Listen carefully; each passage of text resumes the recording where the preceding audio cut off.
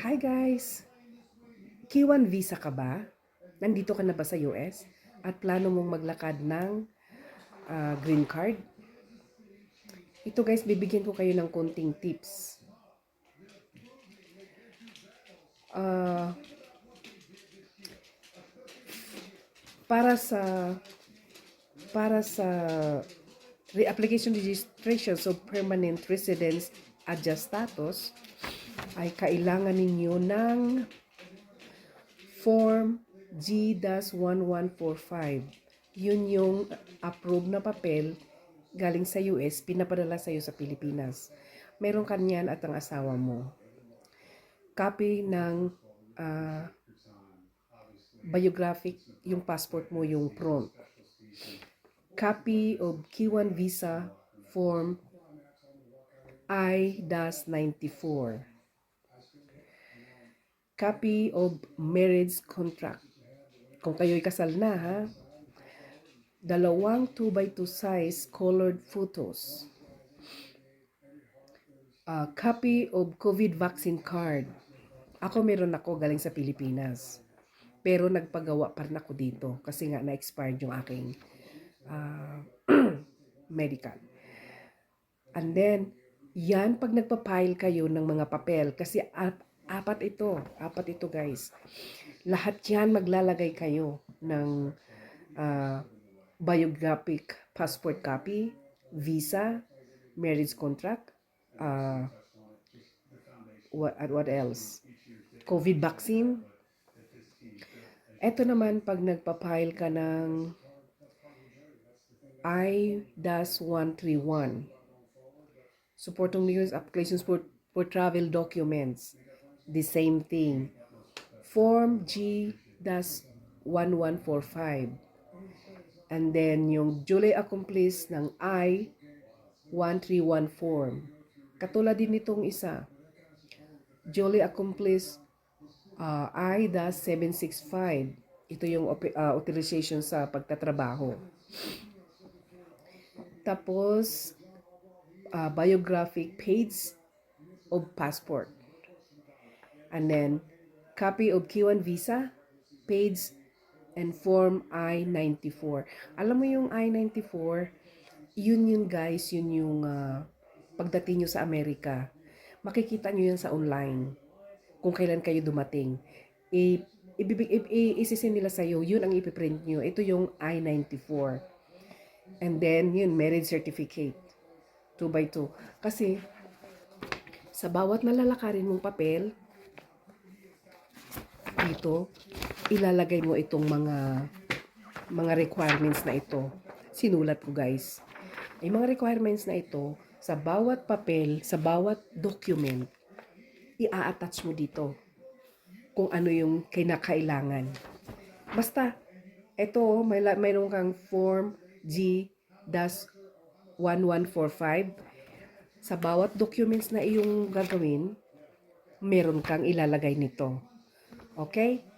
Kasi dinidiscuss ko na dun sa dulo yung iba. Inano ko lang to, ang mga requirements na dapat ninyong gawin bago nyo i-forward sa immigration ang papel ninyo. Basta bawat isa nito, meron kayong ilalagay, ha? Para hindi kayo malito. Pero nakakalito talaga. Pero gawin nyo. Kung mayroon kayong tanong, magtanong lang kayo sa akin. Kung mahirapan kayo magtanong dito sa aking YouTube, magtanong kayo sa akin sa Facebook. My Facebook is Janet Barnett. Janet Barnett, pwede kayong direct message sa akin. So, ayun guys ha, sinabi ko na sa inyo ang mga requirements. Binanggit ko na sa inyo para aware kayo dun sa apat na dokumento na inyong i-apply sa immigration. Bali apat yun. Bali apat yun. Pero yung dalawa magkakasama. Pero yung dalawa magkakabukod. Yung travel permit, tsaka yung travel permit at tsaka work permit. Yun ang magkaiba. Pero lahat yun, maglalagay kayo nitong mga binanggit ko sa una. Binanggit ko mga requirements. COVID vaccine, 2x2 pictures, colored, and marriage contract, visa, page, and form I-94. Alam nyo na yan. Okay? Okay, panoorin nyo na yung buo. Hello guys! Matagal-tagal na rin na nagkaroon ako ng video noon tungkol dun sa aking immigration interview. Ngayon guys, nandito na ako sa US. I started to process my no, I'm done process my excuse me. Green card. Nung unang dating ko, akala ko mabilis lang magpalakad. Ipalakad ang papel. So, nanghingi sila ng $1,000 sa amin para mag-process. Guys, inabot na ng siyam-siyam yung papel ko. Hindi sila kumontak sa akin. Sabi ko, mahigit isang taon na, walang balita. Tumatawag kami, hinanapan kami ng sponsor. So guys, kasi yung asawa ko ay pensioner. So nangangailangan daw ako ng sponsor. Naghahanap kami ng sponsor. Kaya lang, lahat ng kaibigan ng asawa ko ay pensioner. So nangyari, dumaan na naman ng ilang buwan kasi wala akong mahanap na sponsor. Sumakit na ulo ko. Ang dami nang nagsabi na pwede akong lumapit sa church. Nagpunta na ako, kaya lang naghanap sila ng bayad, another processing fee. Kaya naisip ko guys, another bayad, tapos magbabayad pa ako ng $1,225, $1,225 para dun sa immigration fee. Yun, sigurado talaga yun kapag doon ka magbayad. Kaso guys, wala akong alam kung paano pag-process ng papel. Napakahirap. So, may isang akong kaibigan na nagsabi na pumunta ka sa group na yan, may tutulong sa'yo. So, naisip ko, nag-try ako kasi marami na akong group na sinalihan. Kaya lang hindi ko makuha yung tamang proseso kung ano, step by step. Ngayon, may isang babae nag-message sa akin. Personal message siya. Sinabi niya lahat sa akin. Sabi niya, kailan ka ba dumating? Nauna pa ako sa kanya. Nauna pa siya nagkaroon ng work permit at green card. Diba? So, itong babae na to, malaki utang na loob ko sa kanya. Siya nagturo sa akin, lahat tinuro niya. Sabi ko, nangangailangan daw ako ng sponsor kasi yung asawa ko retired. So, sabi niya, may sarili bang bahay ang asawa mo? Sabi ko, oo. Meron ba siya mga utang binabayaran? Sabi ko, wala. Yung sasakyan niya, yung coach, yung bahay niya, cash yun binili. Kaya tinuruan niya ako guys. Una, pag mag-apply kayo ng green card, kailangan alamin ninyo kung asawa niyo may sariling bahay at bayad naman ang kotse. Kukuha kayo ng affidavit of support under sections 213A of INA. Form I-864. Yan, magpapa-print kayo niyan. Tulad ng itong ginawa ko. Pipilapan nyo lahat. Kasi marami ito guys. Pipilapan nyo. At nakalagay dito guys yung sponsor. Kasi kung yung asawa mo may sariling bahay, hindi mo na kailangan ng sponsor. Ito lang gagawin mo. Ito pipilapan mo lahat. Pagkatapos, huwag mo na lagyan yung nakalagay dito ng sponsor. Hindi mo na lalagyan. Kasi mababasa mo naman dito kung magkano ang kita ng asawa mo, magkano ang pension. Ilalagay mo lang yon. Pagkatapos, ah, dito sa sponsor contact information, sa asawa mo to, ilagay mo ang number at ang kanyang, anong tawag dito? Ilagay mo lang yung number niya. Total case, magagayad mo naman yun, mapipilapan mo. At saka magpapile ka rin ng application of employment authorization. Nakuha ko na yung akin, guys. Ang bait. Pinadala sa akin ng immigration kasi nag-apply ako last September. Natanggap ko yung aking September, October, November, December 23. Guys, talagang blessed na blessed. Kasi, maniwala kayo sa hindi, di ba may simbang gabi tayo? Tayong mga Katoliko nagsisimbang gabi. Nag-umpisa ako ng simbang gabi 1, 16, 17, 18, 19, 20, 21, 22, 23. Basta, natapos ko yung 9 days. After 9 days, 23 ng December, dumating yung aking. Kasi, ang tagal kong hinintay. Ang hirap ng walang trabaho. Dumating.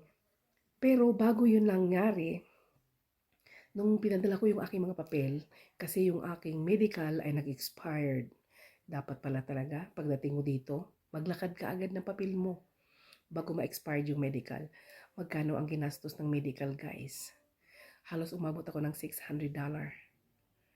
Oo, ganun kamahal. Ganun kamahal ang medical dito. Kasi wala namang nagtuturo sa akin. Kaya nangyari ganun. So, ganito guys. Kapag hiningian kayo ng sponsor, tapos yung asawa nyo may sariling bahay, huwag na kayong maghanap ng sponsor. Huwag nyo nang guluhin ang utak nyo. Ako kasi nagugulo na yung utak ko noon. Hinanapan ako ng sponsor. Tapos yung nga ni babae, tumulong sa akin. Sabi niya, maghanap ka ng papel, nagpapatunay yung asawa mo ay may sariling bahay.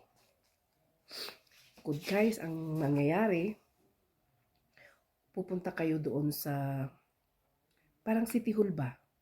Para makakuha kayo ng ganito. Ganito. Ayan. Ito yung sukat ng bahay ng asawa niyo. Pagkatapos niyan, ay ipapa-estimate nyo kung magkano ang presyo ng bahay na yon. Ipapadala mo din sa kanila.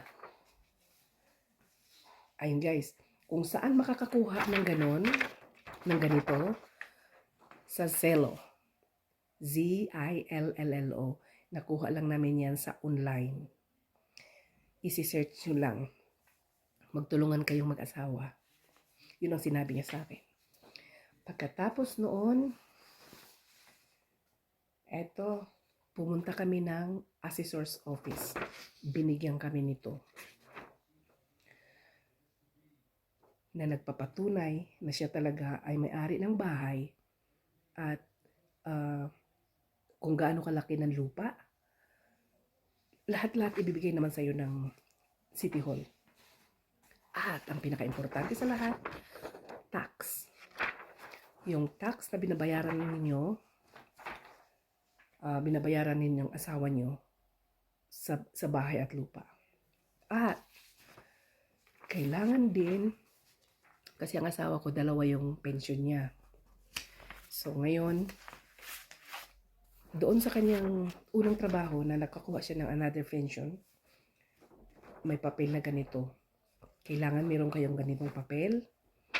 At saka, meron ding tax. May tax. Halimbawa, 3 months tax. So, nagbigay ako sa kanila ng 2019, 2020, 2021. 3 papel. Kasama na to doon. Nung galing sa kung saan ang asawa nyo nagkaroon ng pension, insurance, bukod sa SS. Sa SS din. Meron din siyang SS, yung asawa ko.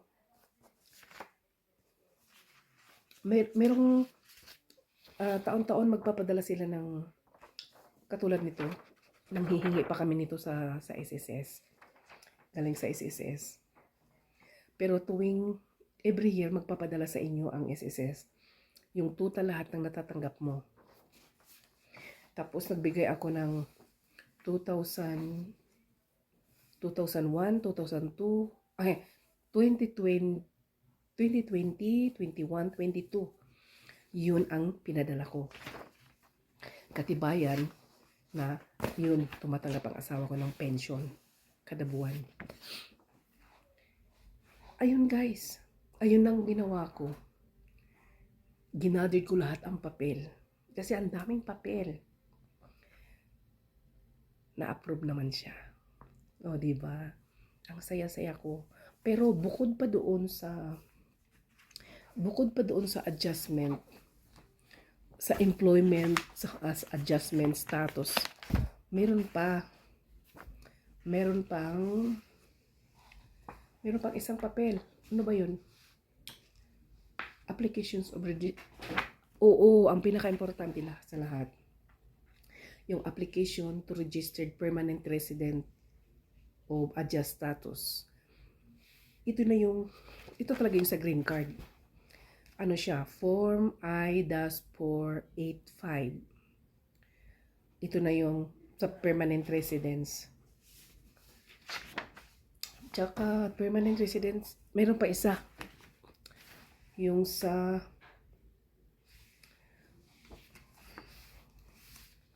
saan ba yun? Mayroon pa akong ito. Hinahanap ko yung authorization for travel. Ito guys ang pang-apat. Application for travel document. Para magpapadala sila sa inyo ng travel document. Bali, ang gagawin ninyo, 4 na set na papel. Ang unang-unang set, marami siya. Ito yung application to registered permanent resident adjust status.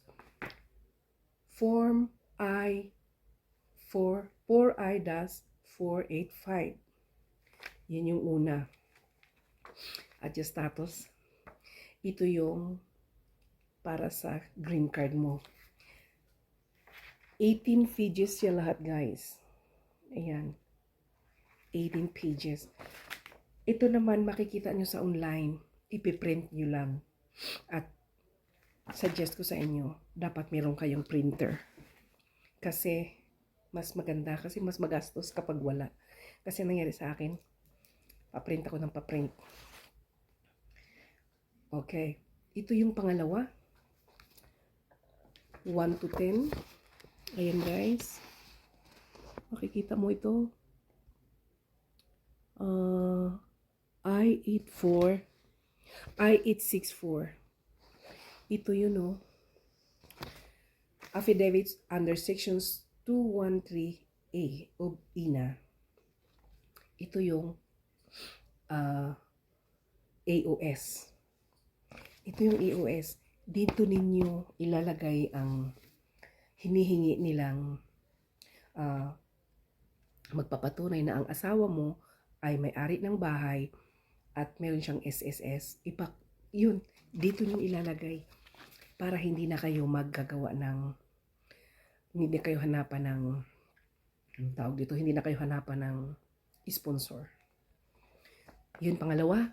Okay, pangalawa yun. Ang pang-apat. Ayan. Applications for employment authorization. Interruption. Hindi ko tuloy kung ano.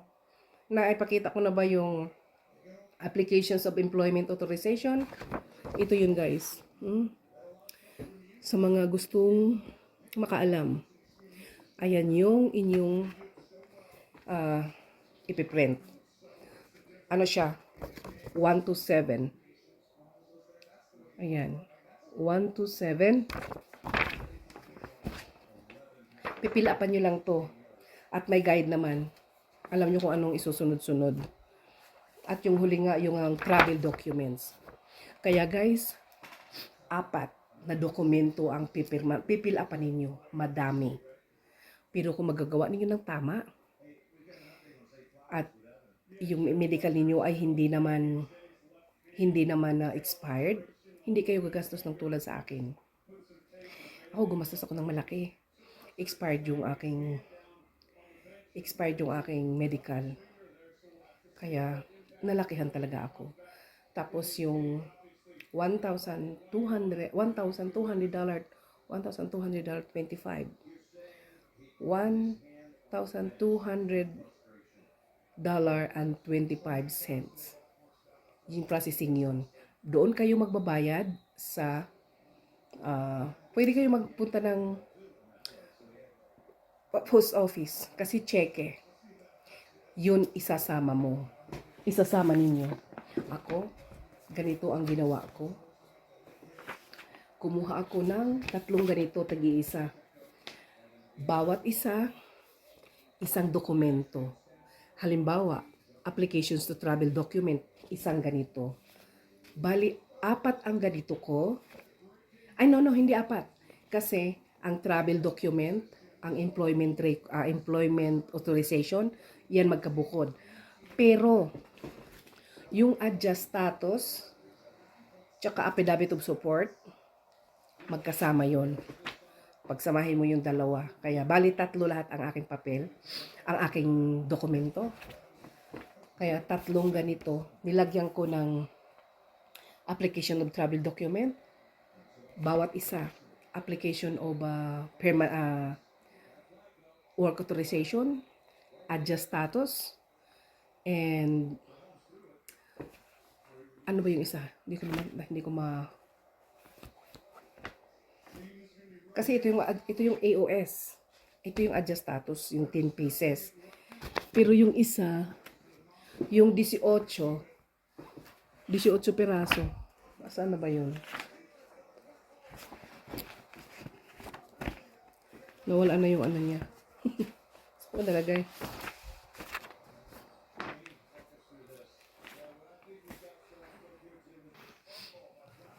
Okay guys. Ang pangatlong, pinakita ko na sa inyo kanina, yung employment